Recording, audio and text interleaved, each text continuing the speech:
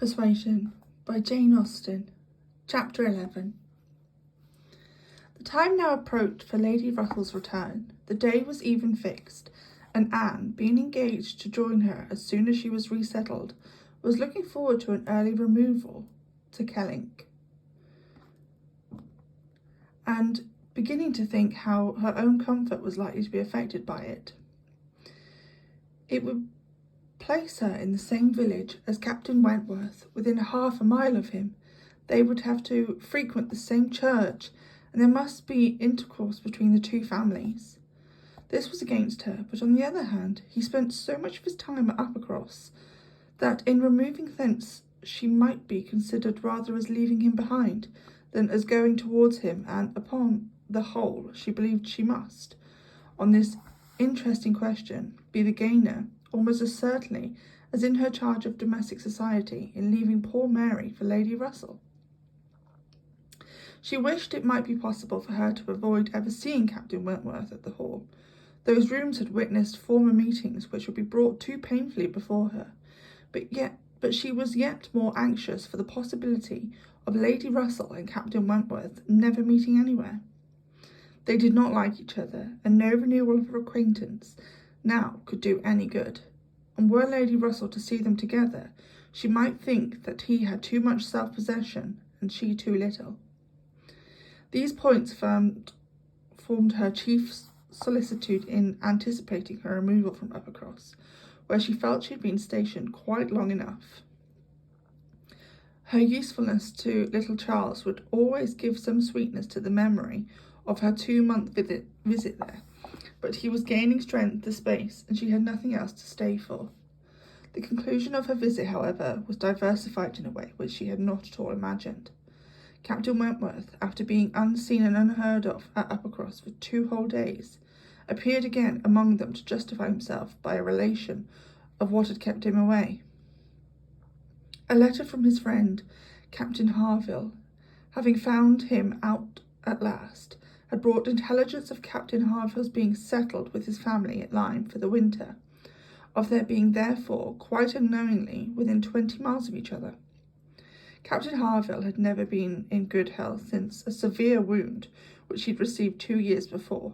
and Captain Wentworth's anxiety to see him had determined him to go immediately to Lyme. He had been there 24 hours.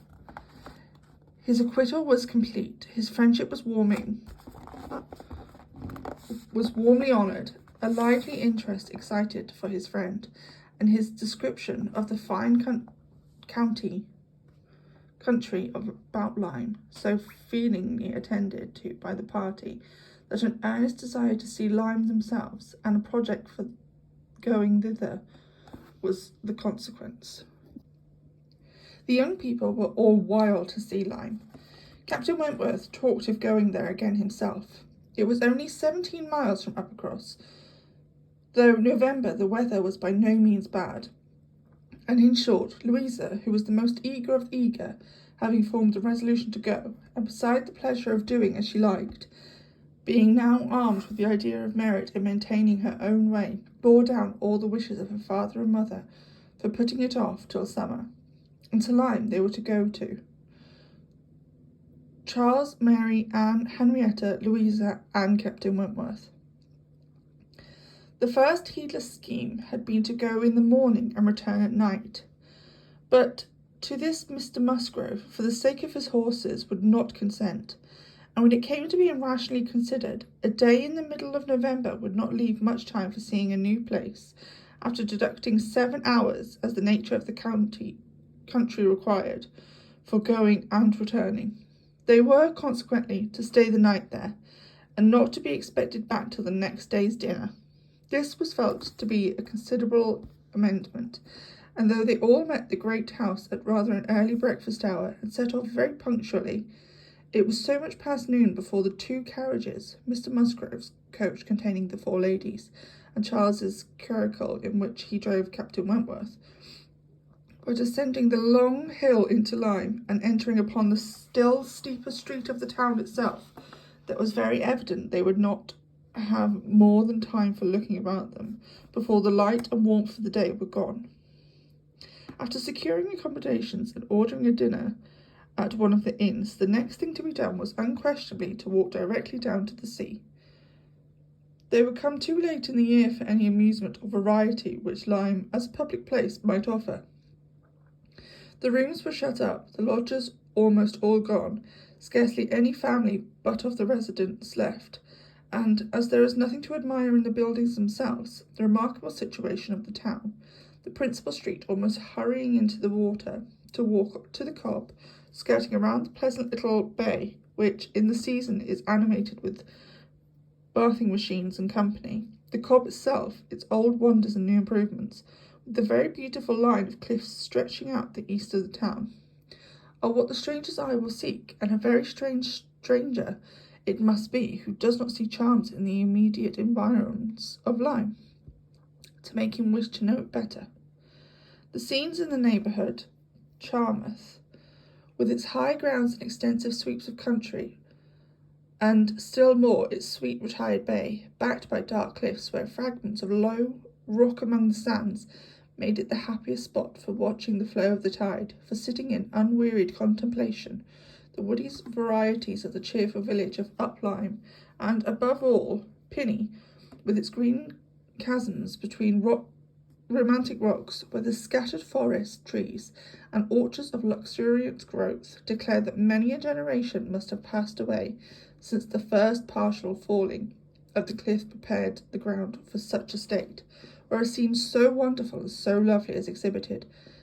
as may more than equal any of the resembling scenes of the far-formed Isle of Wight. These places must be visited, and visited again, to make the worth of Lyme understood. The party from Uppercross, passing down by the now deserted and melancholy-looking rooms, and still descending, soon found themselves on the sea-shore, lingering only, as all must linger and gaze on a first return of the sea. Whoever deserved to look on it at all proceeded towards the Cobb, equally their object in itself, and on Captain Wentworth's account, for in a small house, near the foot of an old pier of unknown date, were the Harvilles settled. Captain Wentworth turned in to call on a friend, the other walked on, and he was to join them on the Cobb. They were by no means tired of wandering and admiring, and not even Louisa seemed to feel that they had parted with Captain Wentworth long, when they saw him coming after them with 3 companions, all well known already by description to be Captain and Mrs. Harville, and a Captain Benwick who was staying with them. Captain Benwick had some time ago been first lieutenant of the Laconia, and the account which Captain Wentworth had given him, on his return from Lyme before, his warm praise of him as an excellent young man and an officer, whom he always valued highly, which must have stamped him well in the esteem of every listener, had been followed by a little history of his private life, which rendered him perfectly interesting in the eyes of all the ladies. He had been engaged to Captain Harville's sister, and was now mourning her loss. They had been a year or 2 waiting for fortune and promotion. Fortune came, his prize money as lieutenant being great. Promotion too came at last, but Fanny Harville did not live to know it. She had died the preceding summer while he was at sea. Captain Wentworth believed it impossible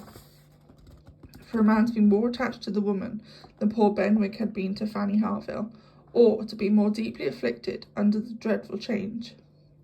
He considered his disposition as a sort which must suffer heavily, uniting very strong feelings with quiet, serious, and retiring manners, and a decided taste for reading and sedentary pursuits. To finish the interest of the story, the friendship between him and Harville seemed, if possible, augmented by the event which closed all their views of alliance, and Captain Benwick was now living with them.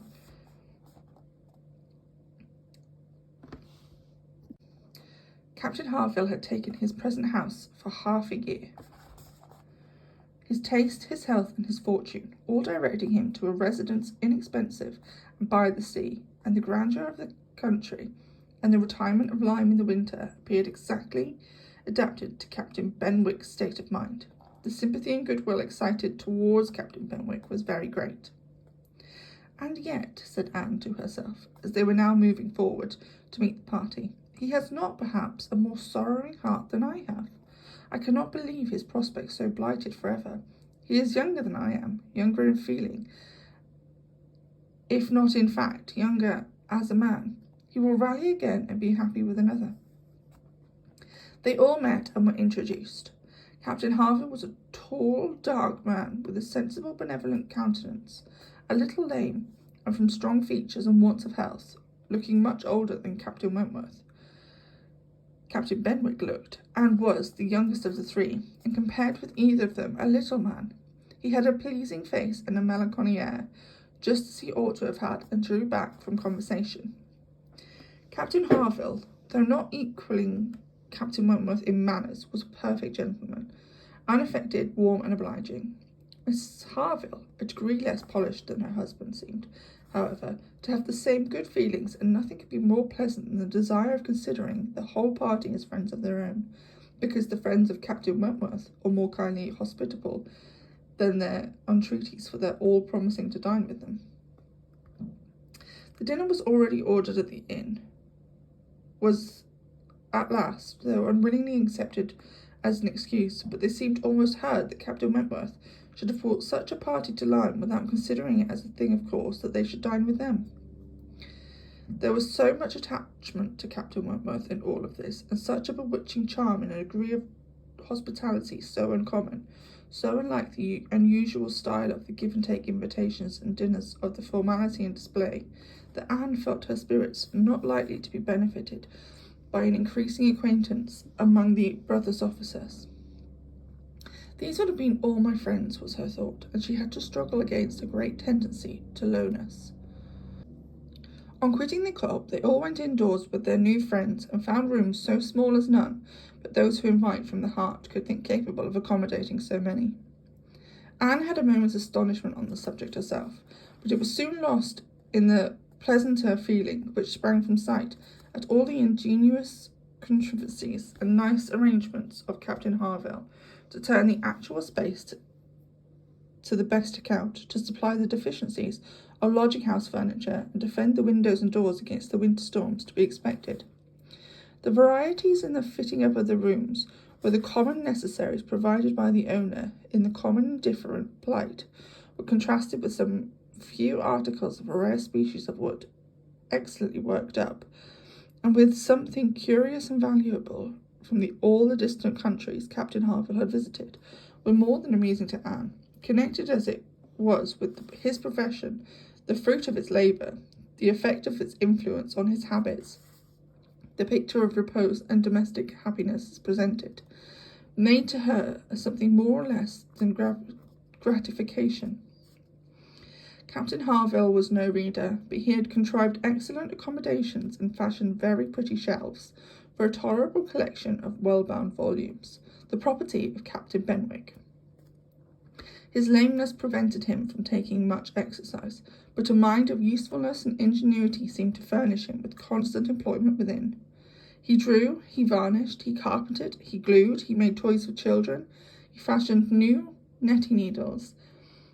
and pins with improvements, and if anything else was done, sat down to his large fishing net at one corner of the room. Anne thought she left great happiness behind her when she quitted the house, and Louisa, by whom she found herself walking, burst forth into raptures of admiration and delight at the characters of the navy, their friendliness, their brotherliness, their openness, their uprightness, protesting that she was convinced a sailor having more worth and warmth than any other set of men of England, that they only knew how to live and they only deserved to be respected and loved. They went back to dress and dine, and so well had the scheme answered already that nothing was found amiss,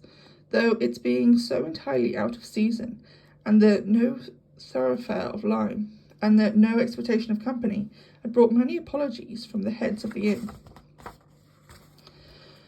Anne found herself, by this time, growing up so more hardened to being in Captain Wentworth's company than she had first imagined could ever be, that the sitting down to the same table with him now, and the interchange of the common civilities attending on it, they never got beyond, was becoming a mere nothing. The nights were too dark for the ladies to meet again until tomorrow,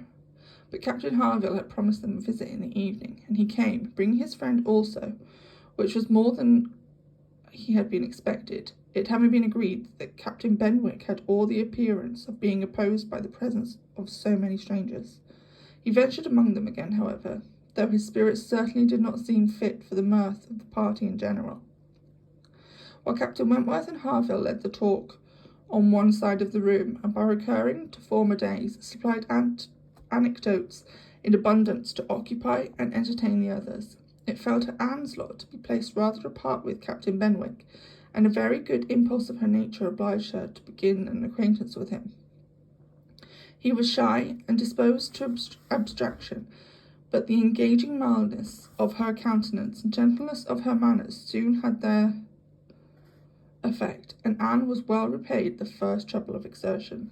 He was evidently a young man of considerable taste in reading, though principally in poetry, and besides the persuasion of having given him at least an evening's indulgence in the discussion of subjects which his usual companions had probably no concern in, she had the hope of being real use to him in some suggestion as to the duty and benefit of struggling against affliction, which had naturally grown out of their conversation. For, though shy, he did not seem reserved. It had rather the appearance of feelings glad to burst their usual restraints, and having talked of poetry, the richness of present age, and gone through a brief comparison of opinion as to the first-rate poets, trying to ascertain whether Marmion or the Lady of the Lake were to be preferred, and how ranked the Gower and the Bride of Abydos, and moreover how the Gower was to be pronounced, he showed himself so intimately acquainted with all the tenderest song of one of the poet, and all the impassioned descriptions of hopelessness agony of the other. He repeated with such tremulous feeling the various lines which imagined a broken heart or a mind destroyed by wretchedness, and he looked so entirely as if he meant to be understood, that she ventured to hope that he did not always read poetry, and to say she thought it was the misfortune of poetry to be seldom safely enjoyed by those who enjoyed it completely, and that the strong feeling which could estimate it truly were the very feelings which ought to taste it, but sparingly. His looks shewing him not pained, but pleased with the allusion to his situation, she was emboldened to go on, and feeling in herself the right of the seniority of mind, she ventured to recommend a larger allowance of prose in his daily study, and on being requested to particularize, mention such works of our best moralists, such a collection of the finest letters, such memoirs of characters of worth and suffering, as occurred to her at the moment as calculated to rouse and fortify the mind by the brightest precepts and the strongest examples of moral and religious endurances. Captain Benwick listened attentively, and seemed grateful for the interest implied, and though with a shake of the head and sigh which declared his little faith in the efficacy of any books on grief like his, noted down the names of those she recommended, and promised to procure and read them. When the evening was over, Anne could not but be amused at the idea of her coming to Lyme to preach patience and resignation to a young man whom she had never seen before, nor could she help fearing, on more serious reflection, that, like many other great moralists and preachers, she had been eloquent on a point in which her own conduct would bear ill examination.